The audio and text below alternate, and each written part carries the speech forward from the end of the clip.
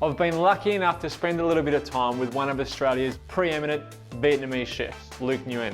And he's been teaching me about pho. And it's not pho, it's pho. I'm getting better. He's teaching me how to say it. I'm not quite there yet. But he taught me all about the difference between the northern and the southern, and the fact that it is huge in America. There are over 2,000 pho restaurants in the United States, and it's becoming really big here in Australia now. So I've taken what he's taught me and created my own little pho. Now, pho is basically a soup, really, from what I can understand. So you just flavor the soup with lots of aromats, lots of yummy flavor.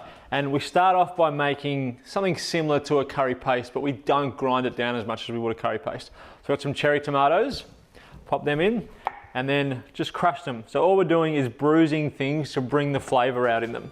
So we'll crush up our cherry tomatoes, then garlic and ginger go in there as well. Got about a 1 centimeter knob of ginger and 3 garlic cloves. Crush them up. Now, as I said, all you're doing is bruising. Ooh. And you're gonna make a little bit of a mess, but that's okay. Next, shallots. Pop them in, a couple of shallots, and just grind them. So in bruising what's in there, you're starting to bring the flavor out. You're crushing the cells, and you're bringing the sugar and the flavor that's trapped inside the cell out into this sort of half paste. Now, I've only got a small pestle and mortar. If you had a big one, you could load at the next layer of flavor in if you want to. But once I've got that all mixed together, I'm gonna take it out and then put in the next round. So I'll get a bowl, get out all that nice mixture. And next in, will go our chilies. Now, if you don't like things hot, don't add as many chilies. I've got 2, which I've chopped up. Some coriander, just the root. So I'll just chop the roots off. I'm gonna leave the leaves for later. Roots go in. And then some palm sugar, which I'll chop up and pop that in as well. And then back into our pestle and mortar. Again, just bruising it. Now, if you don't have a pestle and mortar at all, a little hand blender, a little food processor, and don't over mix things. You just want to crush them to help bring out the flavor. The last thing I'm going to pop in is some lemongrass. A couple of sticks of lemongrass, which I'll just roughly chop. Pop them in, back in, just crush them. And then the base of our paste is made. So I can pop all of this into our bowl.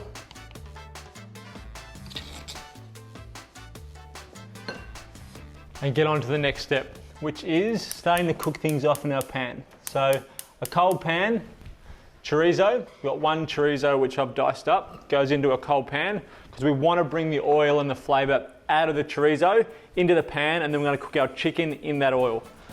A little bit of oil to help it along. We'll give that 5 minutes to get that flavor out of the chorizo, and then we'll pop our chicken in there as well.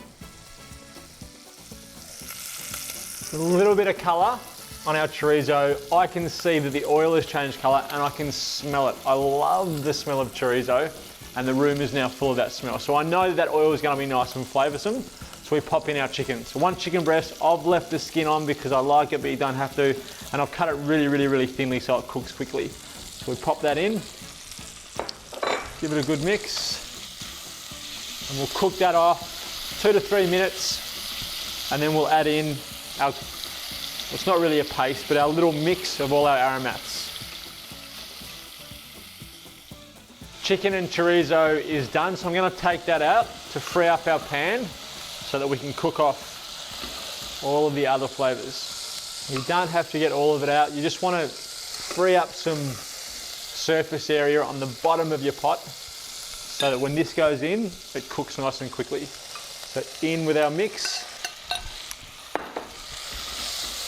And now we cook that until what we say, it's aromatic, until the room fills up with all of those lovely flavors that are in there. So about 3 to 4 minutes. So that's been ticking away for about 4 or 5 minutes. I'm gonna add back in our chicken and our chorizo. Give that a little stir. And my eyes are watering because I can smell the chili, the garlic, the ginger, all the flavors that you want in there. And then we add in our stock. Now this is just a store-bought stock. Some of the stocks that they use to make pho in Vietnam are over 100 years old. They just keep adding to them, so it's a master stock.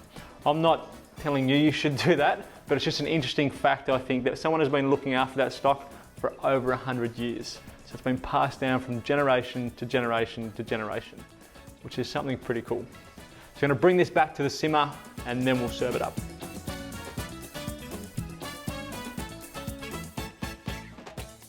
Our pho has come to the boil, so now it's time to plate it up.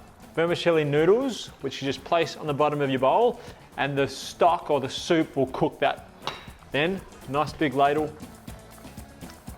Ladle everything in on top. That smells so good. And if you've got a cold, this is a great dish. It's one of my favorites. If I'm ever feeling a bit run down, this is the dish that I go to. All right, so pop that on top.